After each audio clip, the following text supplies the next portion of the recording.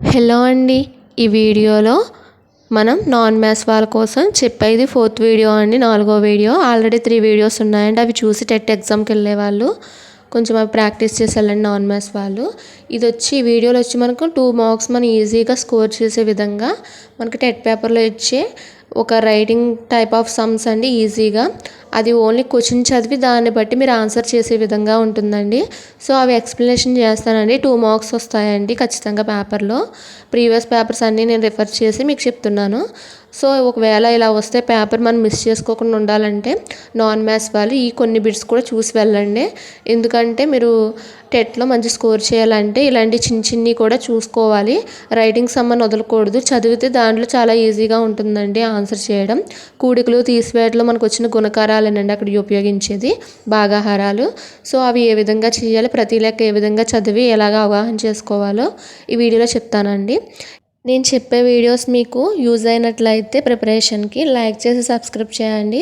ఇక మనం first question చూసినట్లయితే, ఒక ఆటలో అవినాష్ తన 6 స్నేహితులలో ఒక్కొక్కరి నుంచి 5 గోళీలు గెలిచాడు. అవినాష్ మొత్తం ఎన్ని గోళీలు గెలిచాడు? సో ఇక్కడ 6 స్నేహితులండి.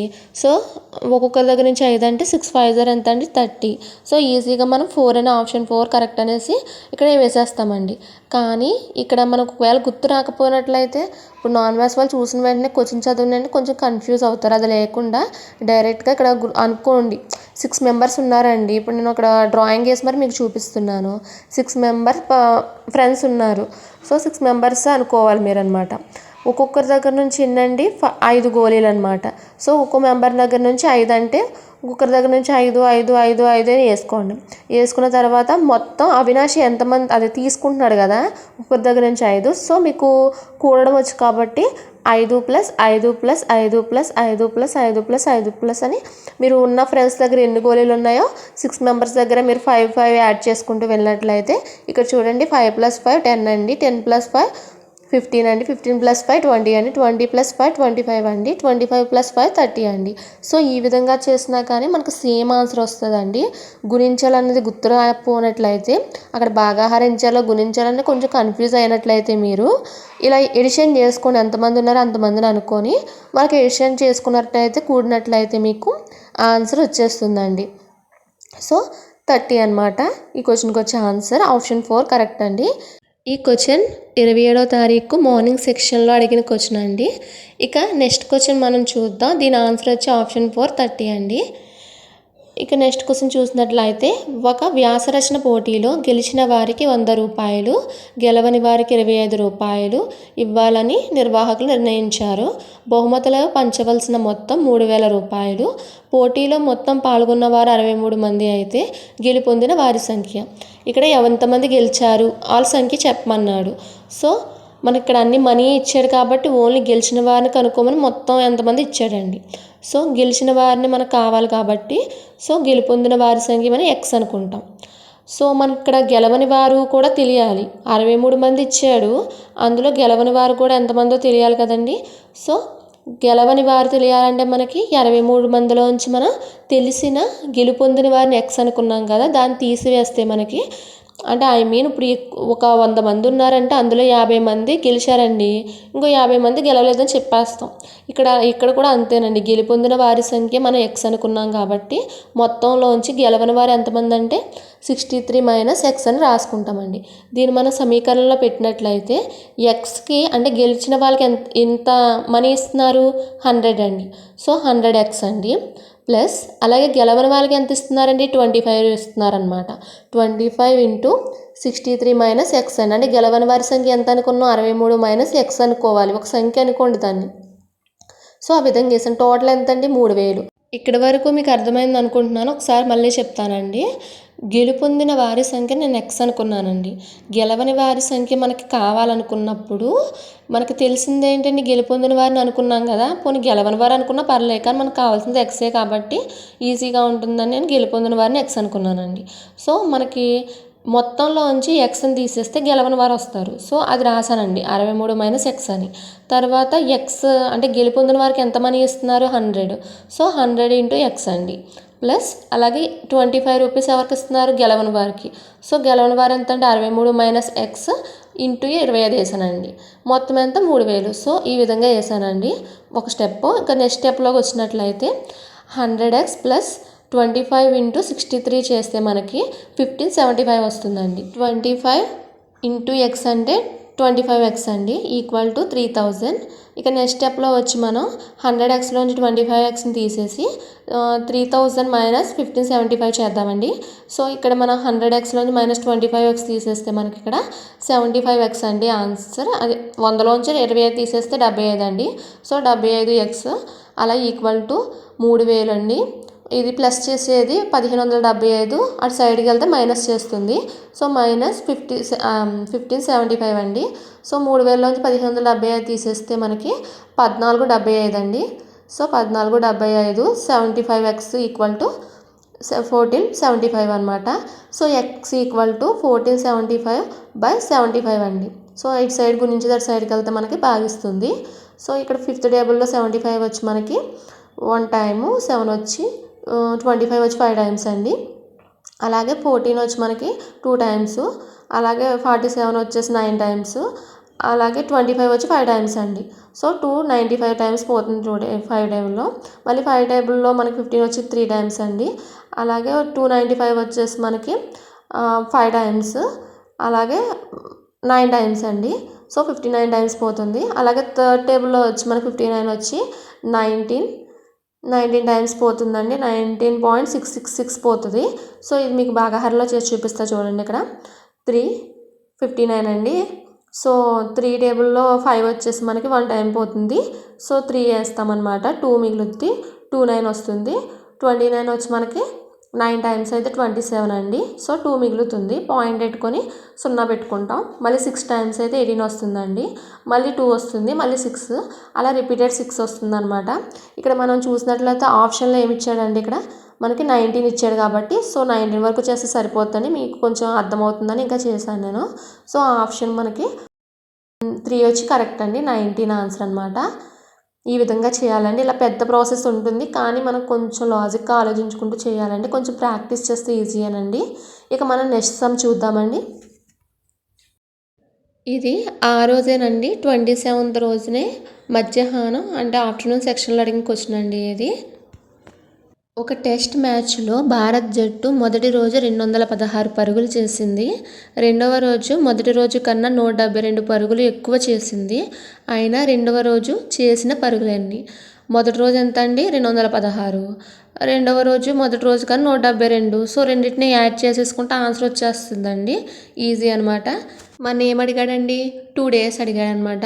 అంటే 2 daysకి వచ్చి మనకి ఎంతో తెలుసుకోవాలంటే 216 మొదటి రోజుది ప్లస్ రెండవ రోజు 172 ఎక్కువ చేశాడు. 172 అండి. 216 ప్లస్ 172. సో ఆన్సర్ వచ్చి ఎంత అండి మనకి 388 అండి. సో ఆప్షన్ 3 కరెక్ట్ అండి.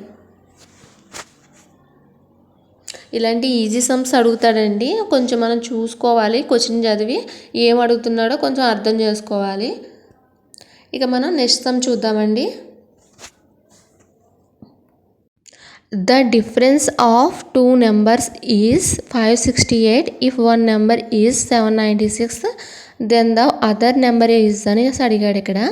అంటే రెండు సంఖ్యల భేదం 568, వాటిలో ఒక సంఖ్య 796 అయినను రెండవ సంఖ్య ఎంత అని అడిగాడండి. అంటే రెండు సంఖ్యల భేదం ఇచ్చాడనమాట. ఇక్కడ ఎన్ని సంఖ్యలు ఇచ్చాడండి, 2 సంఖ్యలు. సో 2 సంఖ్యలు మనం ఏబి అనుకుందామండి. సో 2 సంఖ్యల్ని ఏబి అనుకుందాం. వాటిలో ఒక సంఖ్య 796 అండి. అంటే ఏ సంఖ్య యొక్క వాల్యూ ఇచ్చేసాడండి. ఏలో బిలో ఒకటి ఇచ్చాడు. అయితే 2 సంఖ్యలు అంటే ఏ మరియు బిల భేదం ఎంతండి, 568. సో మన లెక్కలో ఉన్నది రాద్దామండి ముందు. సో భేదం ఏ మైనస్ బిల భేదం ఎంత అంటే 568 అండి. సో దీన్ని మనం చూసినట్లయితే మనం ఒక ఏ వాల్యూ బి వాల్యూ ఇచ్చాడు. మనం ఏ వాల్యూ మనం 796 అనుకుందాం.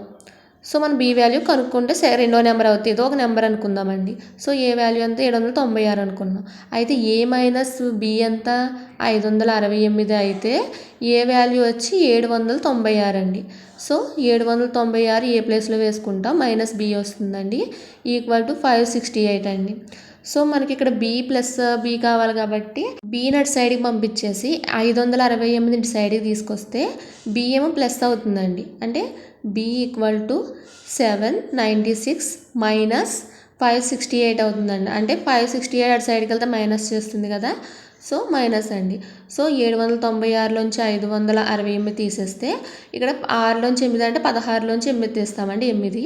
అలాగే 8లోంచి 6 తీస్తే 2, అలాగే 7లోంచి 5 తీస్తే 2 అండి. 2 2 8 అండి, అంటే 228 అండి. సో ఆప్షన్ 1 కరెక్ట్ అండి. మనకి ఆన్సర్ వచ్చి ఆప్షన్ 1 అనమాట. ఏ వాల్యూ మనకు తెలుసు, దాని బి వాల్యూ కనుక్కున్నాం అనమాట. ఆప్షన్ 1 అండి. ఇక నెక్స్ట్ సమ్ చూద్దామండి మనం. ఒక దుకాణదారుడు దానయ్య వద్ద 113 విసనకర్రలు ఉన్నాయి. శర్మకు 226 విసనకర్రలు కావాల్సి వస్తే దానయ్య ఇంకనూ తన వద్ద ఎన్ని విసనకర్రలు ఉంటే అమ్మగలడు? ఒక దుకాణదారుడు ఎవరంటే దానయ్య అండి. ఆయన వద్ద ఎన్ని ఉన్నాయి, 113 అనే విసనకర్రలు ఉన్నాయంట. కానీ శర్మ అని ఒక కస్టమర్ వచ్చాడు, వాడికి 226 కావాలి. సో 226 కావాలంటే వాడి దగ్గర 113కి ఇంకా ఎన్ని కావాలని అడిగాడు. అంటే 226లోంచి మనం మొత్తంలోంచి అంటే శర్మ అంటే మొత్తం అండి, హోల్, దాంట్లోంచి ఆయన దగ్గర ఉన్నాయి ఎంత 113. సో అవి తీసేస్తే ఇంకెన్ని కావాలో వస్తుందన్నమాట. సో ముందుగా మనం ఇక్కడ రాసుకుందామండి. దానయ్య విసనకర్రలు ఎన్నండి, 113 అనమాట. అయితే శర్మకి ఎన్ని కావాల్సి వచ్చాయి, 226 అండి. సో 226. అయితే 226లోంచి మొత్తంలోంచి మనం ఆయన దగ్గర ఎన్ని ఉన్నాయి 113 తీసేస్తే ఇంక ఎన్ని తెచ్చుకోవాలి దానయ్య అని తెలుస్తుంది మనకి. సో అది తీసేద్దామండి. 226 మైనస్ 113 అండి. సో 6లోంచి 3 తీస్తే 3 అండి, 2లోంచి 1 తీస్తే 1 అండి, 2లోంచి 1 తీస్తే 1 అండి. సో 113 కావాలన్నమాట. ఆయన దగ్గర 113 సగం ఉన్నాయి, ఇంకో సగం తెచ్చుకుంటే శర్మకి అమ్ముకోవచ్చు ఆయన. సో 113 అండి. ఈ విధంగా మీరు క్వశ్చన్ చదివి ఆన్సర్ చేయాలండి. ఇక మనం నెక్స్ట్ సమ్ చూద్దామండి. 9 oranges can be packed in a box. The number of boxes needed to pack 738 oranges అండి. అంటే ఇక్కడ మనకి ఏమని చెప్తున్నాడు, ఒక పెట్టెలో ఎన్ని సర్దొచ్చు, 9 కమలాలు సర్దుకోవచ్చు. సో ఈ పెట్టెలో 9 ఉంటాయండి. సో అలాగా 738 కమలాలు ఉన్నాయంట. అవన్నీ సర్దాలంటే ఎన్ని పెట్టెలు కావాలని అడిగాడు అనమాట. సో ఇక్కడ మనకి ఒక పెట్టె తీసుకోండి, అందులో 9 కమలాలు పెట్టండి. అలా 9 9 9 పెట్టుకుంటూ వెళ్తే 738 కమలాలు వస్తాయంట.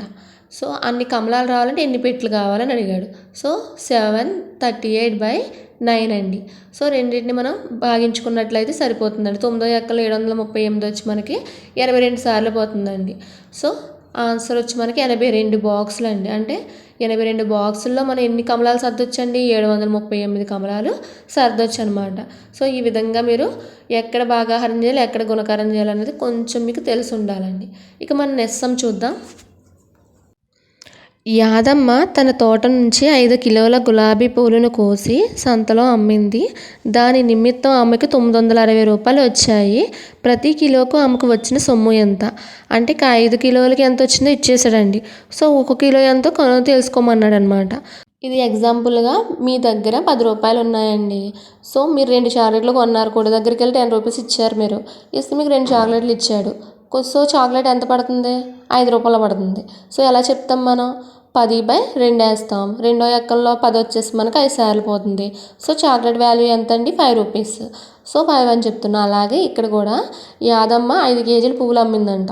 సో అన్నిటికీ కలిపి 960 రూపాయలు వచ్చినాయి. సో 960/5 5 అనమాట. సో ఒక్కొక్క కేజీ ఎంతో ఇప్పుడు మనం చెప్పాలంటే 5 కింద వేయాలన్నమాట. సో 5 ఎక్కల్లో 960 వచ్చి 9లో వచ్చి 5 ఒకసారి పోతుంది, అప్పుడు 4 మిగులుతుంది. 46 వచ్చి మనకి 9 టైమ్స్ అయితే 45. నెక్స్ట్ 1 మిగులుతుంది 10. సో మనకు ఆన్సర్ వచ్చి 192 అండి. 2 టైమ్స్ అయితే 10 కాబట్టి. సో ఆప్షన్ 2 కరెక్ట్ అండి. 192 ఆన్సర్ అండి. సో ఈ విధంగా మీరు అన్వయించుకోవాలండి ప్రతి సమ్ము. నా దగ్గర ఎంత ఉంది, నాకు కావాలంటే ఎలా చేస్తాను, అలా అన్వయించుకుంటూ చేస్తూ ఉంటే మీకు ఈజీగా ఉంటుంది. ఎగ్జామ్లో కూడా ఈజీగా చేయగలరనమాట. ఇక మనం నెక్స్ట్ సమ్ చూద్దామండి.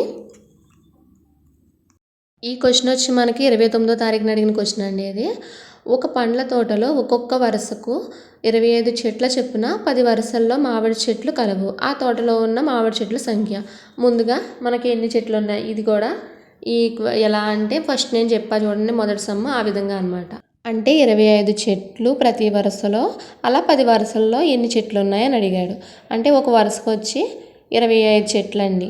సో అలాగా 10 వరుసలకు ఎన్ని అని ఇక్కడ క్వశ్చన్ ట్యాగ్ చేశాడు. సో మనం 25 ఇంటూ 10 చేస్తే మనకి ఆన్సర్ వస్తుందండి. సో అలాగే చేయాలండి. లేదంటే నేను ఫస్ట్ చెప్పా కదండి, ఒక్కొక్క వరుసగా 25 25 25 అలా 10 సార్లు వేసుకొని మీరు కూడుకున్న ఇదే ఆన్సర్ వస్తుందన్నమాట. సో మనకు ఆన్సర్ వచ్చి 250 అండి. సో ఆప్షన్ 1 కరెక్ట్ అండి. ఈ విధంగా ఉంటాయండి. కొంచెం మీకు మీరు అన్వయించుకొని ఆ క్వశ్చన్ ఏ విధంగా అడిగాడో తెలుసుకొని చేయాలండి. ఇక మనం నెక్స్ట్ క్వశ్చన్ చూద్దాం. 84 tires were put on cars. If each car needs 4 tires, then the number of cars would be fitted with 4 tires is. అంటే 84 టైర్లను కార్లన్నిటికీ అమర్చారండి. ప్రతి కార్కి 4 టైర్లు. అయితే ఎన్ని కార్లు అంటే 84 టైర్ని ఎన్ని కార్లకు అమర్చారు అని ఇక్కడ అడిగాడు అనమాట క్వశ్చన్. ముందుగా మనం ఇక్కడ చూసినట్లయితే ఇప్పుడు 84 కార్లు అండి. సో ఒక కార్కి వచ్చి ఎన్ని టైర్లు అండి 4 టైర్లు అనమాట. సో మొత్తం టోటల్ టైర్లు మనకి 84 టైర్లు. అయితే ఈచ్ కార్కి వచ్చేసి 4 టైర్స్.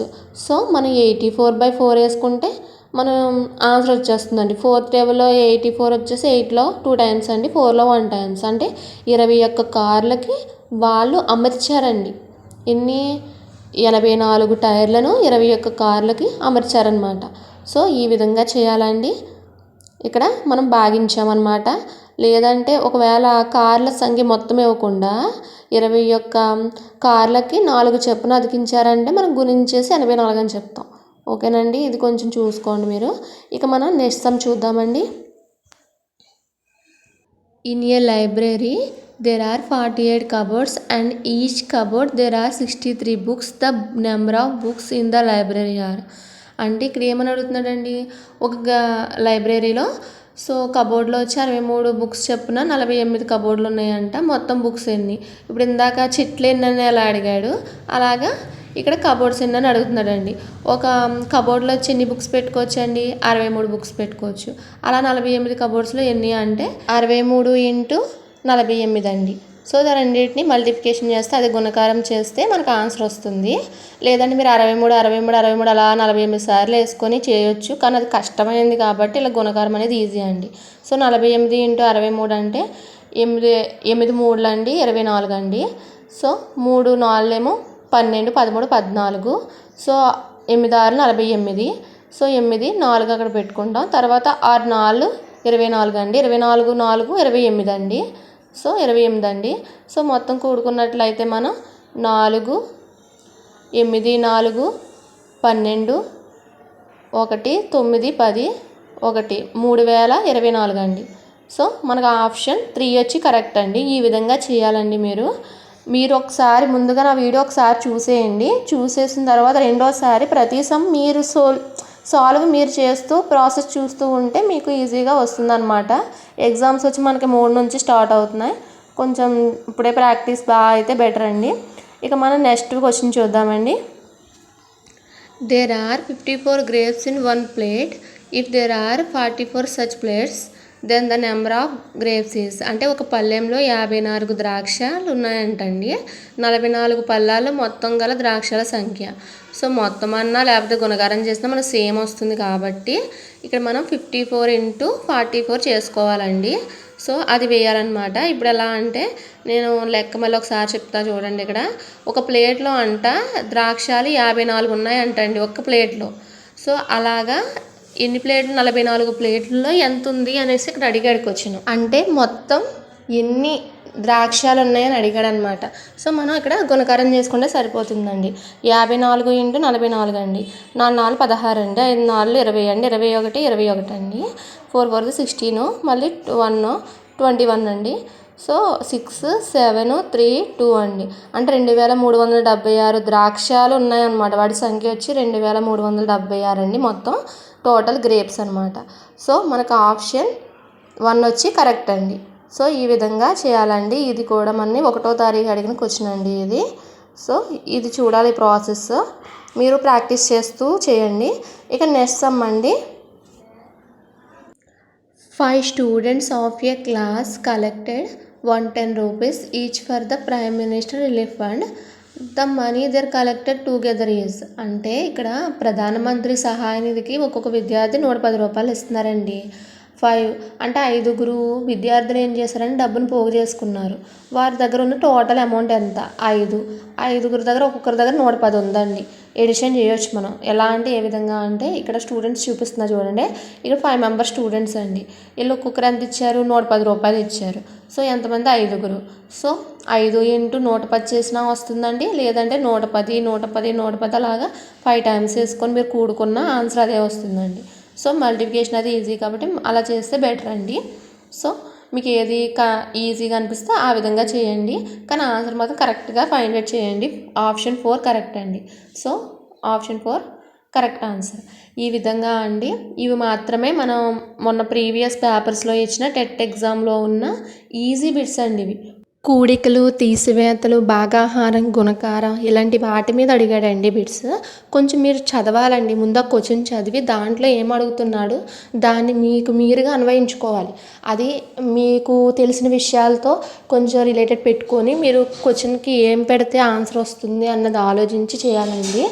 ఇలాంటి ఈజీ ప్రాసెస్లో మీరు చేసినట్లయితే ఈజీగా మార్క్స్ గ్యాదర్ చేయవచ్చు. ఇవి వచ్చి ఓన్లీ టెట్ ఎగ్జామ్ వరకు అడిగే క్వశ్చన్స్ అండి. డిఎస్సికి అయితే ఇంకా లెవెల్ పెరుగుతుంది. సో నెక్స్ట్ వీడియోస్లో అవి చేద్దాం. ముందు టెట్ కాబట్టి టెట్కి మాత్రం బాగా ప్రిపేర్ అవ్వండి. ఇప్పుడున్న తక్కువ టైంలో మనం ఈజీగా స్కోర్ చేసే విధంగా ప్రిపేర్ అవ్వాలండి. ఈ వీడియో మీకు యూస్ఫుల్గా ఉండి మీ ప్రిపరేషన్స్కి యూజ్ అయితే మాత్రం లైక్ చేసి సబ్స్క్రైబ్ చేయండి. నెక్స్ట్ వీడియోలో కొంచెం ఇంపార్టెంట్ టాపిక్స్ పెడతాను. Thank you for watching.